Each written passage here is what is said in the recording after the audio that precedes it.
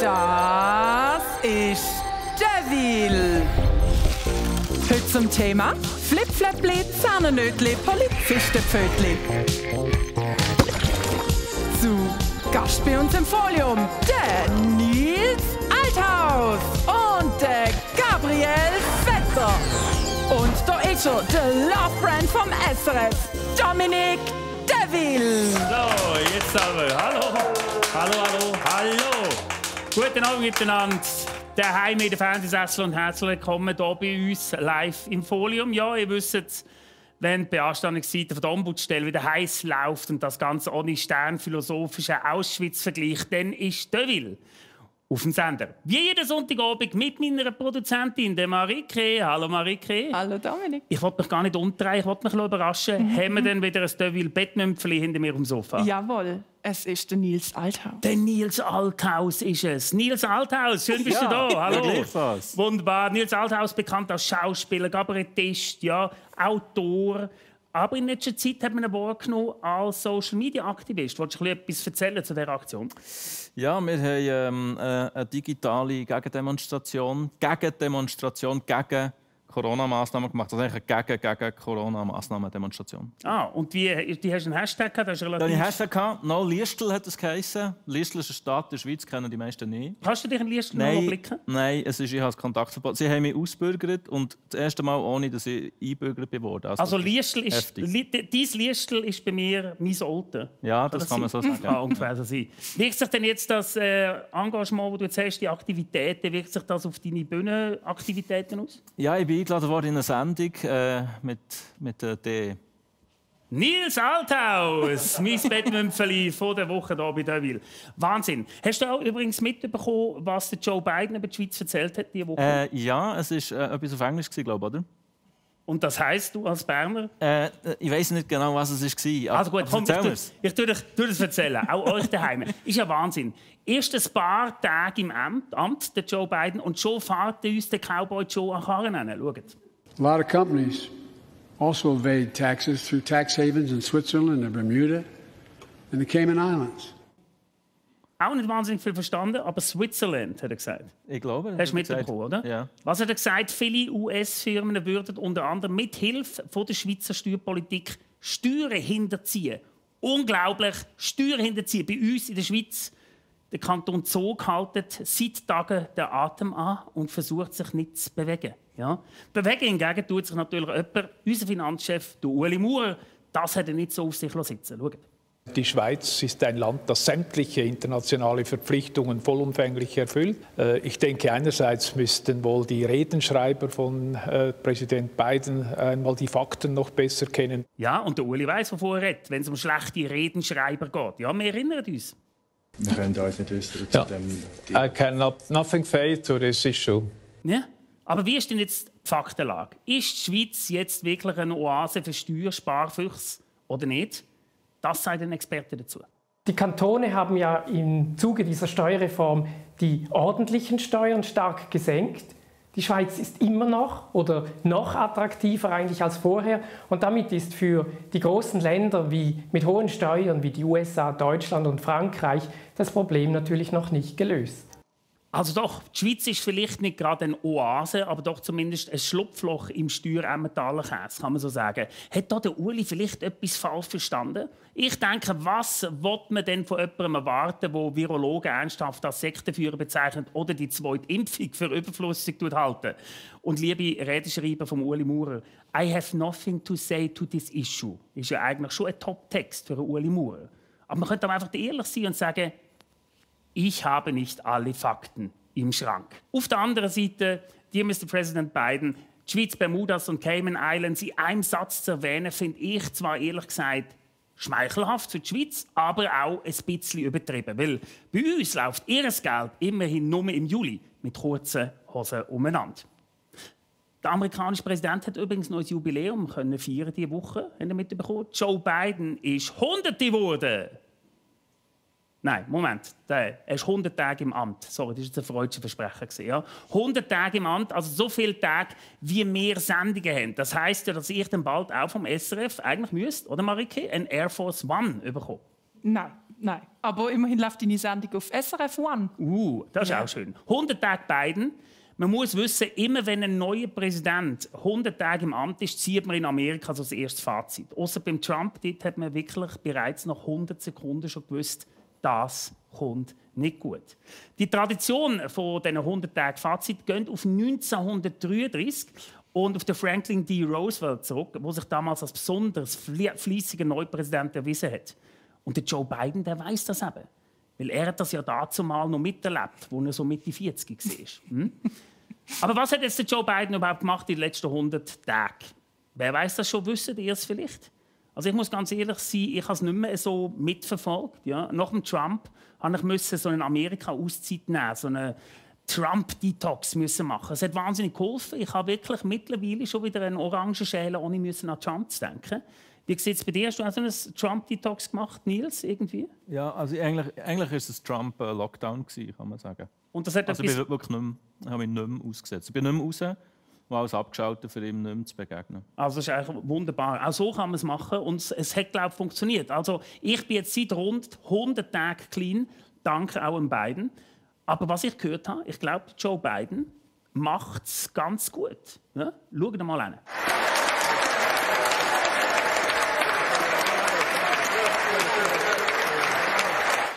Wow, Fistbump, Standing Ovations. Ja gut, ganz ehrlich, nach Corona und der Konzertdurchstrecke braucht es jetzt auch nicht wirklich mehr als ein alter Mann auf der Bühne, um auszurasten. Das ist klar. Go get vaccinated, America. Go and get the vaccination. They're available. You're eligible now. Wow, krass. So der richtige Gruppis hat der Biden. Sogar die Republikaner haben wir da gesehen, die da mitgeklatscht haben. Auch denen hat anscheinend der Trump-Detox recht gut getan. Später sind dann noch Blumen und Herrenwindeln auf die Bühne geflogen. Und backstage haben sie dann noch wirklich so ein paar Pillen geschmissen. Also einfach die Herzmedikamente, nehmen wir jetzt mal an. Aber mal ehrlich, ist ja nicht so schwierig, Fan von Biden zu sein, oder? Die Messlatte ist so tief angesetzt, jeder wäre jetzt ein super Präsident nach dem Trump. Das ist wie wenn im Radio nach einem Song von Blay ein Song von DJ Antoine kommt und du so denkst, wow, hey, DJ Antoine ist eigentlich gar nicht so schlecht. Das ist wie, wenn man nach einer Darmspiegelung Steuererklärung macht und denkt, wow, Steuererklärung machen, das ist ja herrlich, wunderbar. Das ist wie wenn du nach Giacomo Müller eine Late-Night-Show im Schweizer Fernsehen moderierst. So viel kann man da einfach nicht falsch machen. Und ganz ehrlich, die 100-Tage-Bewertung erinnern mich auch ein bisschen an Online-Shops. So wird wahrscheinlich die Bewertung zu Trump bei Amazon aussehen. 1 von 50 Sternen, defektes Produkt, er kam in falscher Farbe, eignet sich maximal zum Golfen. Oder bei beiden so, solid, ein paar Sterne Abzug, da es sich nicht um ein niegelnagelneues Produkt handelt, krasse Gebrauchsspuren. Ja, der Joe Biden ist vielleicht alt, aber er ist auch fleissig. Nur schon am ersten Tag im Amt hat er fast 1 Dutzend Dekrete unterzeichnet, um Entscheidungen von Trump rückgängig zu machen. Vergessen «Make America Great Again» oder «Yes, we can». Joe Bidens Motto hat wahrscheinlich gelautet: Biden, Control Z, Control Z, Control Z. Einmal alles rückgängig machen, bitte, und speichern. Nicht vergessen. Zum Beispiel ist er im Pariser Klimaabkommen wieder beigetreten. Er hat den Mindestlohn angehoben und hat Amerika zur Impfstrebennation weltweit gemacht. Endlich gute News, wenn Amerikaner mal Schutz bekommen. Die einzige negative News an den beiden sind wegen seinem Hund ein Major gewesen. Der Major, der anscheinend einmal zugeschnappt hat und dann hat er eine Samthundehütte ausziehen. Das ist irgendwie fies. Da haben sie in den letzten 4 Jahren einen tollwütigen Hund im weißen Haus wüten, aber wenn ihm Joe sein Hündchen mal zubeißt, muss es gerade gehen. Fassen wir zusammen. Der beiden hat politisch gut abgeschnitten in den letzten 100 Tagen. Aber wie hat er auf Humorebene uns erfreut? Machen wir den Check. Hat der beiden sehr kleine Hände? Nein. Hat er lustige Haare? Nein. Hat er eine komische Farbe im Gesicht? Auch nicht. Schade, ich sehe schon, die nächsten 4 Jahre werden humortechnisch schwierig werden, wenn es um Amerika geht. Vielleicht schreibt uns ja der Joe wenigstens etwas Lustiges ins Deville-Freundebuch.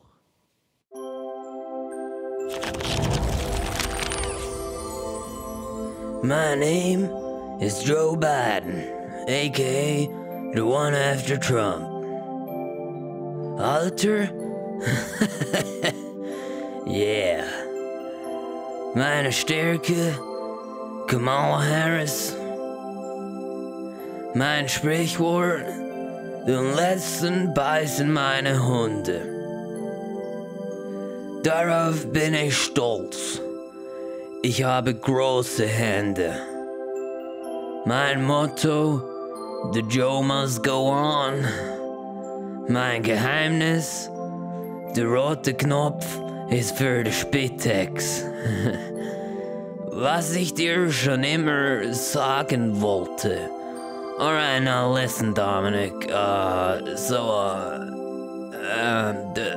The thing is, the thing you say, well, sorry, just put the picture.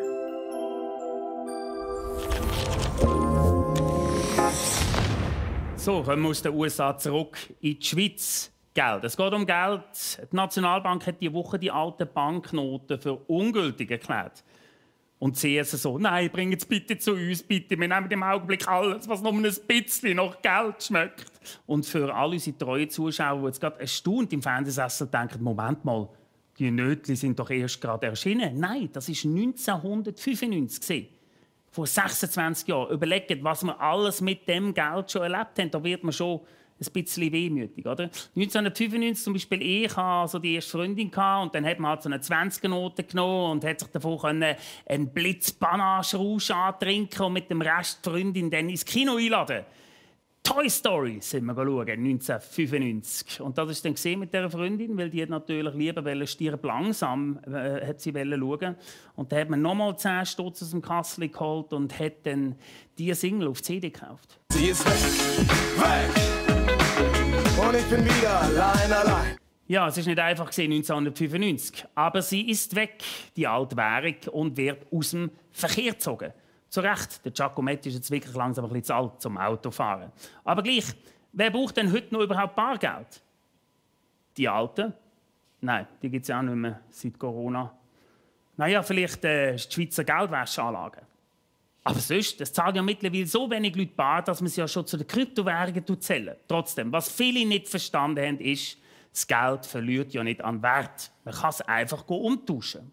Aber Herr und Frau Schweizer sind natürlich trotzdem gerade alle miteinander zu den Banken gestürmt, aus Angst, dass ihr Geld nicht mehr gültig sei. Gut, wenn man natürlich einzelne Nötchen sogar umtauscht, ist das ja okay.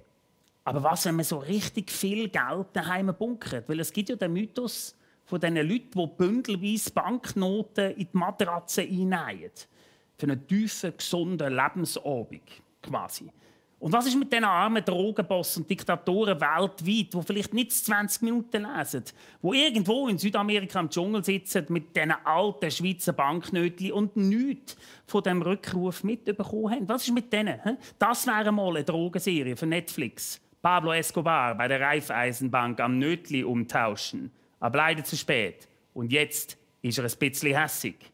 Hauptrolle Nils Althaus als Bankschalter, sympathischer Bankschalter, Angestellte. Als Pablo Escobar, hat er das trauen?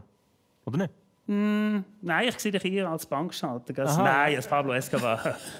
Mit Berner Dialekt runtergehen, Nötli. Ja, aber was können die Leute machen, die den Termin vielleicht wirklich verpasst haben? Wisst ihr was? Die gehen einfach auf Wädenswil. Wir fabrizieren nordische Duvet und Küsse in Top-Qualität aus jedem Nötli und verkaufen direkt an die Fabrik. Hier wird das Papier von toten Nötli geschreddert, getrocknet, entstaubt und sortiert.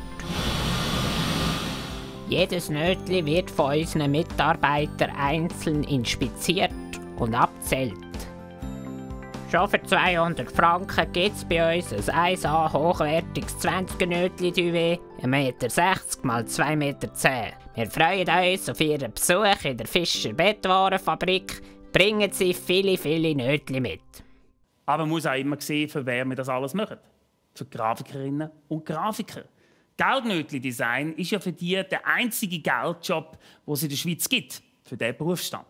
Deswegen ist es uns bei Deville wichtig, dem Design noch die letzte Ehre zu erweisen. Können wir bitte das Licht schnell ein bisschen dämpfen und ein bisschen traurige Musik? Ich hole hier die Urne dazu. So. Los geht's. Oh, Marika, ist das richtiges Geld, das wir hier haben? Nein, das ist Spielgeld natürlich. Ist das nicht von Benissimo Führung oder so? Nein. Puh, nochmal Glück gehabt. Also los geht's. Das Tausiger-Nötli. Mit dem Jakob Burkhardt getroffen, ein Kulturhistoriker. Somit der einzige Kulturschaffende, der jeder Schweizer das Tausiger-Nötli wirklich gesehen hat. Und du, liebe 200er Noten, dich auszugeben, ist mir immer am schwersten gefallen, weil du immer so traurig darauf geschaut hast. Was immer der Grund dafür war, dein Leiden nimmt heute ein Ende. Ah, 100er Noten, der einzige Giacometti, den ich mir leisten konnte. Das 50er Nötli, schau mal. Seit du nicht mehr bist, ist es jetzt offiziell. Blei tragen die dümmsten Hüte im ganzen Land. Und das 20er Nötli, Liebe. Wer ist das da drauf, Marika? Das ist der Arthur Honegger. Arthur Honegger? Ja. Arthur Honegger, wenigstens bleibst du uns bei 10 von 10 erhalten. Und du, Corbusier, der so fassungslos schaust. Was? Nur 10 Stutz bin ich wert. Aber immerhin, niemand ist mehr von uns Schweizerinnen und Schweizer angelangt worden wie du. Und das ist doch mehr wert als 10 Franken. Danke, liebes Geld. Egal, ob du als Sackgeld, Schwarzgeld, Bestechungsgeld, Falschgeld, Haushaltsgeld oder bescheidenen Beilagbetrag gedient hast. Ruhe in Fötzle. Ich weiss nicht, ob ihr es trotz dem Schredderlärm gehört habt, aber irgendwo in Bern hat jetzt ein Ueli Maurer bitter müssen brüllen. Und jetzt gehen wir mit den neuen Nötli etwas Sommerliches posten. Grüezi, ist das da der Laden Flipflop? Richtig, Flipflops, Fachgeschäft für qualitativ gute Flipflops. Wie kann ich Ihnen helfen? Ja, der Sommer kommt und da habe ich halt... Stopp, sagen Sie nichts. Dann haben Sie gedacht, der Sommer kommt, gehen doch in die Stadt und kaufen eine neue Badhose. Was? Nein, wieso Badhose? Also ich habe eher an Flipflops gedacht. Logisch, deswegen sind Sie ja da.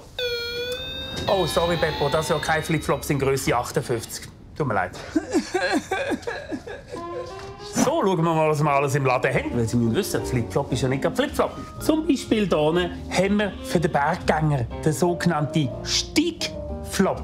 Dann hätten wir noch das wasserdichtes Exemplar, den sogenannten Schwimmflop. Aus Paris quasi Prêt-à-porter, der Highflop. Für die Freigeister unter uns der sogenannte Freeflop. Ganz ein leichtes Modell. Dann hier hinten wollte ich Ihnen noch etwas zeigen. Skiflops. Dann ein Modell für die Kleinen unter uns, die sogenannten Flipklötze. Und dann die handgelismete Variante Flipsocks. Und lassen Sie mich raten, das ist ein Wischflop. Nein, das ist ein Schwamm. Können Sie den bitte wieder zurücklegen? So, was darf denn jetzt sein? Ich glaube, ich nehme einfach ganz einen normalen. Dann nehmen Sie doch einfach gerade die hier. Müssten Sie da vorher nicht noch meine Größe wissen? Unter uns gesagt, das ist völlig wurscht. Flipflop ist Flipflop. Grüezi. Ist das Fachgeschäft für die qualitativ schlechten Flipflops? Nein, das ist das Fachgeschäft für qualitativ gute Flipflops. Das Fachgeschäft, das Sie meinen, ist auf der anderen Strassenseite und heisst Flopflip. Ah, vielen Dank. Ade. Und darf Sie Ihnen gleich einpacken? Haben Sie nicht vielleicht auch einfach etwas in Größe 42? Aha, ein Flipflop Connoisseur. Haben wir da Größe 42 soll sein? Nicht etwa 41,5 oder 43? 42 genau. Sehr gerne. Kommen Sie bitte mit hinten. Weißt du nicht gut? Die sind doch Flipflop. Tipptopp. Ich weiss nicht, die tönen so komisch. Ich doppel. Ich kann Ihnen natürlich 2 Rechte geben. Ich tue ihn gerade auswechseln. So, jetzt soll es passen.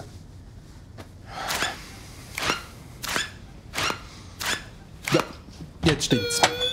Jo, Alter, hast perfekte Rhymes für mich. So, jetzt hat er es schon 100-mal gesagt. Ich verkaufe hier kein Hip-Hop, sondern Flip-Flop. Easy, Brother. Die keine Jugend, he? Sie hat sich gescheiter mal einen guten Flop suchen. Job suchen. Und? Tipptopp, die nehme ich.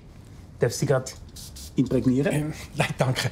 Ich behalte sie gerade an. Sind aber schon schaurig praktisch, so Flipflops, gell? Das stimmt. Also, adieu. Ade.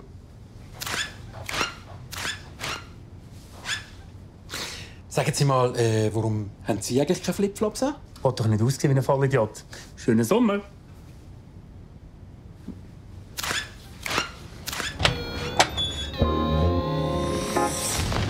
Gewisse von euch erinnern sich vielleicht, es ist Corona. Viele arbeiten im reduzierten Pensum oder sind in der Kurzarbeit. Nicht so unsere Polizei. Die Polizei hat, das kann man glaube ich so sagen, alle Handschellen voll zu tun. Wir denken zum Beispiel an die wilden Verfolgungsjagden, die diese Woche stattgefunden haben.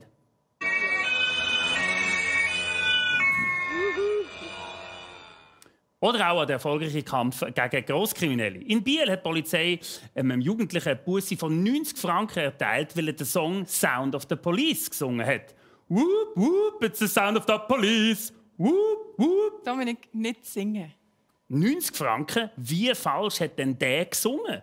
Sind wir mal ehrlich, der Sound of the Police ist bei uns gerade nicht «Whoop, whoop», sondern eher ein entspanntes «Grüezi, grüezi». Kantonspolizei dürfen wir ihren Ausweis sehen, aber nur, wenn es sein muss. Einfach einmal zurücklehnen als Polizist und das Treiben geniessen.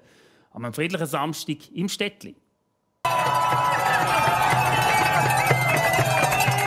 So schön, das ist ja netter als bei jedem Schweizer Tatort. Verteilt die Polizei keine Bussen mehr, sondern Umarmungen? Macht die Polizei ihre Weiterbildung jetzt neu bei der Rudolf-Steiner-Schule? Oder ist das gar keine Umarmung, sondern einfach die weltkürzeste Festnahme ever? Nicht ganz. Da ist vor einer Woche bei der Demo gegen die Corona-Massnahmen in Rapperswil vorgefallen, wo der Verein stillen Protest durchführen wollte. Was ist denn da passiert, Hans-Peter Krüsi, Mediensprecher von der Kantonspolizei St. Gallen? Moment, das ist das falsche Bild. Ja? Das ist der Mediensprecher vom St. Gallen Katzenbesitzerverein Hans-Peter Büsi. Das ist der Hans-Peter Krüsi von der Kantonspolizei St. Gallen. Also was ist denn da los in Rapperswil? Es nehmen mehrere tausend Personen an dieser verbotenen Demonstration hier in Rapperswil-Jona teil. Aha, verbotene Demo, Randale, Krawalle, Umarmungen. Die Demonstrantinnen und Demonstranten verhalten sich friedlich. Aha, friedlich. Wobei, das stimmt jetzt auch nicht so. Ja? Neben schweissigen Umarmungen hat es auch brutalste akustische Belästigungen gegeben.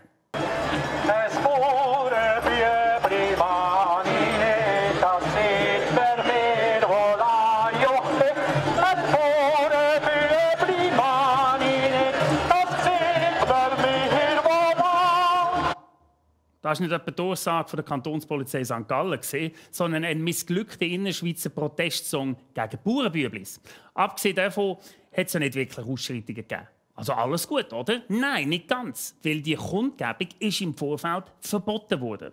Und trotzdem haben rund 4000 Leute auf engstem Raum demonstriert und das ohne Maske und ohne Abstand. Und offensichtlich ohne Hirn. Gut, einige haben schon Masken getragen, aber halt nicht die vom Typ FFP2, sondern zum Beispiel die vom Typ Plem hoch 3. Hans-Peter Krüsi von der Kantonspolizei St. Gallen, haben Sie da nichts gemacht? Die Kantonspolizei hat über 45 Wegweisungen ausgesprochen und auch ein Gar mit Demonstrationswilligen zurückgeschickt. Wow, wie resolut, ja? Also kein Tränengas, kein Schlagstockeinsatz, keine Bussen. Nein, das Mittel der Wahl der Polizei ist Wegweisen. Also nein, nicht so ein Wegweiser, sondern ein Polizist, der wegweist. So, jetzt stimmt's. 45 Personen sind weggewiesen worden, 45 von 4000 Leuten. Eine Traumquote für die Polizei St. Gallen. Das klingt noch richtig viel Arbeit. Und dann ist ja sogar noch Zeit geblieben fürs Umarmen. Aber kommt, es sind ja auch bloß, ihr habt es gehört, Demonstrationswillige gesehen. Also kein schwarzer Block, keine Klimaterroristen, keine Hooligans, sondern Demonstrationswillige. Übrigens, Chaoten vom 1. Mai sind übrigens auch keine Chaoten, sondern lediglich an dunkler Mode interessierte Pflasterstein-Connoisseurs mit Aggressionshintergrund. Aber warum genau hat die Polizei in Rapperswil die Kundgebung nicht einfach aufgelöst? Sie muss auch achten, dass grössere Sachschäden, Personenschäden oder kurz- oder langfristig auch einen Kontrollverlust geben. Ja, natürlich der Kontrollverlust, weil der Polizeisprecher hat keine Lust auf Chaos. Schliesslich heisst er Hans-Peter Krüsi und nicht etwa Hans-Peter Krüsi-Müsi. Das ist völlig ein anderer. Aber was ist mit der Corona-Ansteckungsgefahr? Was ist denn ein Personenschaden, wenn nicht eine Ansteckung mit einem mitunter tödlichen Virus? Frei nach dem Motto, nicht nur die Polizei empfängt dich hier mit offenen Armen, sondern auch Corona macht's. Wenn Corona-Skeptiker ihre Ideen spreaden, gut von mir aus, aber wenn potenziell wild drauf los Viren verteilt werden, dann könnte das für die Polizei schon auch als Risikofaktor berücksichtigt werden, oder? Gut, zugegeben, wir reden ja hier mit dem Hans-Peter Krüsi von der Kantonspolizei St. Gallen. Und nicht etwa mit dem St. Galler Allergieexperte Hans-Peter Pfnüsi. Nicht verwechseln. Sind wir ehrlich, Corona ist ja auch nicht das attraktivste Kundgebungs-Giveaway. Da gibt es Besseres, zum Beispiel ein Brügeli. Also nicht so ein Brügeli, ich habe es natürlich gemeint, ein Schokistängel zum Beispiel. Oder verteilen doch diese Masken hier. Die würden auch von den Massnahmengegner dann vielleicht getragen werden.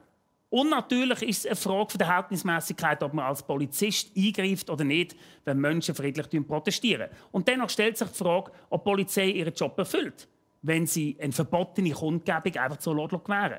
Wie tun sie das rechtfertigen? Hans-Peter Krüsi. Es kann vordergründig eben nicht nur um Covid gehen. In der aktuellen Situation kann eine Ansammlung von Menschen polizeilich nur bis zu einem bestimmten Umfang verhindert werden. Ja, es kann vordergründig nicht nur um Covid gehen. Genau das sind ja auch die Argumente von diesen Demonstrationswilligen. Hans-Peter, genau das ist doch der Grund, warum die Demo verboten worden ist. Nicht, weil man in unserem Land nichts mehr sagen darf, nicht, weil Reptilienmenschen an der Macht sind und auch nicht, weil ein Großteil der Demonstranten wirres Zeug durch Megafon brüllen und hässliche Dreiviertelhosen trägt, sondern weil sich gerade ein sau ansteckender Virus durch unsere Bevölkerung frisst. Wegen Covid. Zu dieser besagten Ansammlung hätte es also gar nicht kommen. Man kann die Unbeholfenheit der Polizei jetzt natürlich als Einzelfall abtun. Wegen all dem Stress, den sie die ganze Zeit haben. Ihr erinnert euch.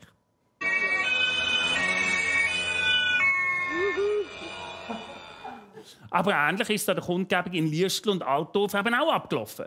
Und auch im März bei der Frauendemo in Zürich hat die Polizei ja nur tatenlos zugeschaut.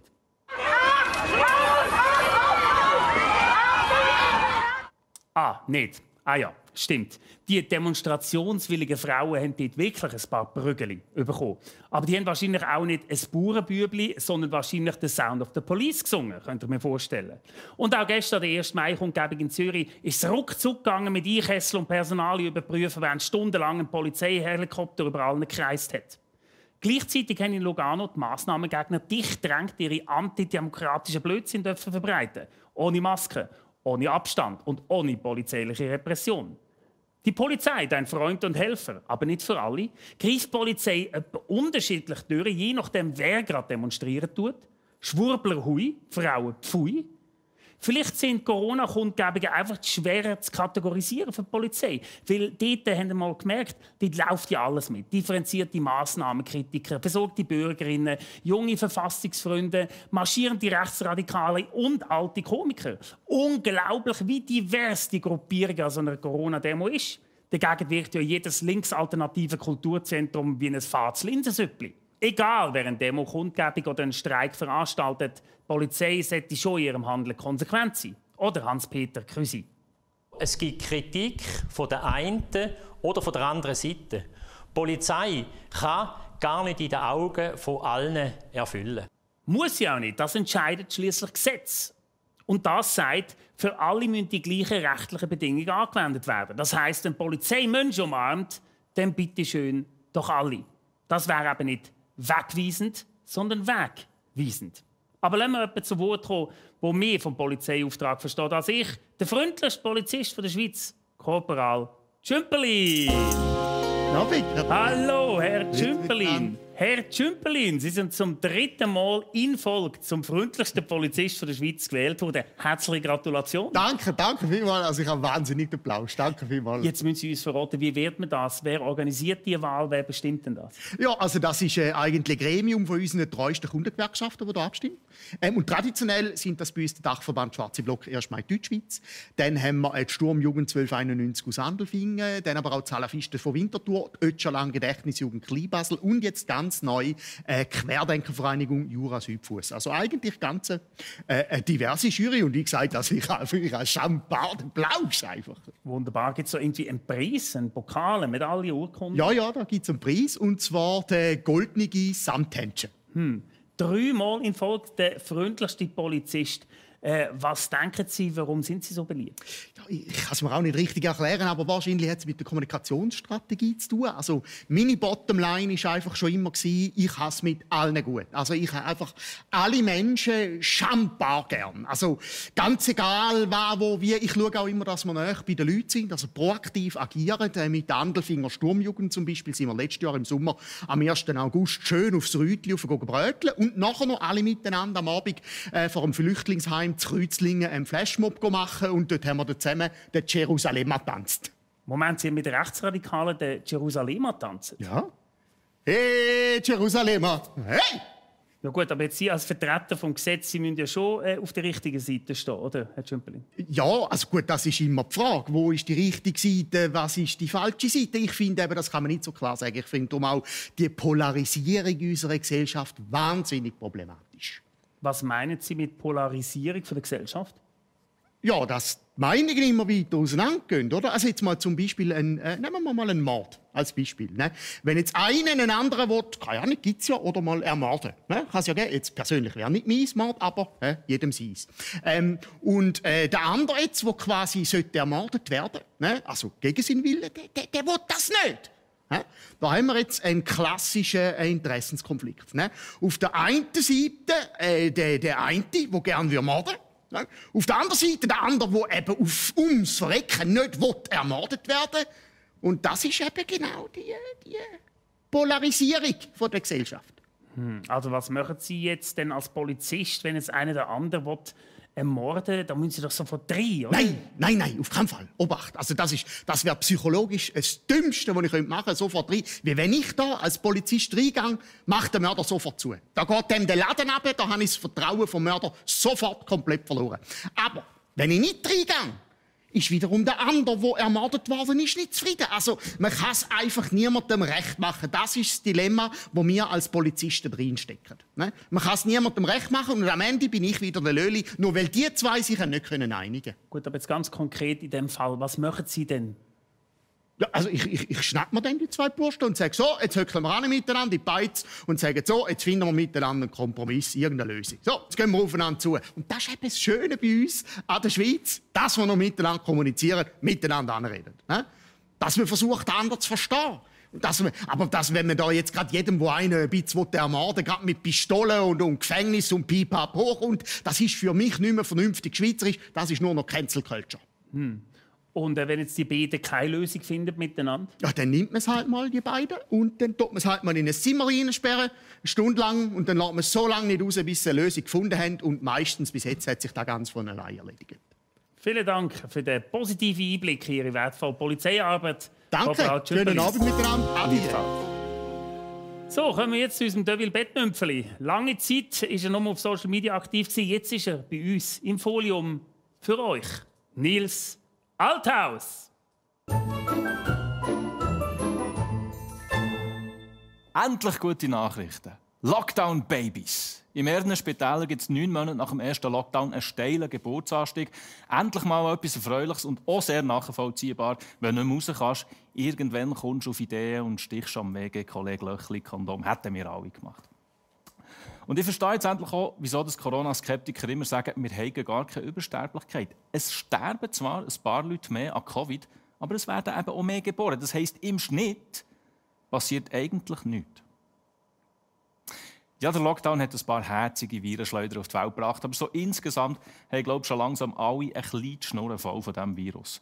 Auch die 52 SchauspielerInnen, die die Internetkampagne #alles dicht machen haben gestartet. Also die Schnurren voll von den Massnahmen, muss man sagen, weniger vom Virus. Und ich bin jetzt ehrlich mit euch, also Schauspieler, die Internetkampagnen starten, finde ich eher... Aber item.